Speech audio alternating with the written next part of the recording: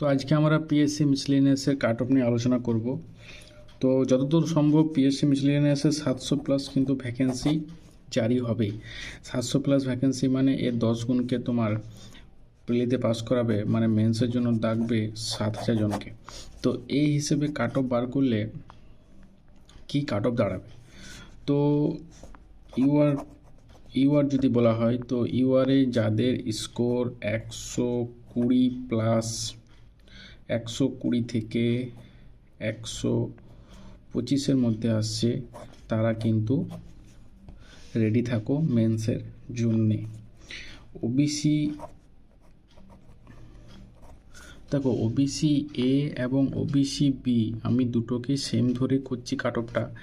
এদের প্রায় 116 থেকে 118 কাট অফ। এরপর আসছে এসসির কাট অফও ধরে নিতে পারো তোমরা 115 থেকে 117 মতো কাট অফ। এবং সবচেয়ে শেষে যদি ধরো এসটির কাট অফ হবে তোমার 95 থেকে ওই 97 পর্যন্ত কিন্তু কাট অফ দাঁড়াবে।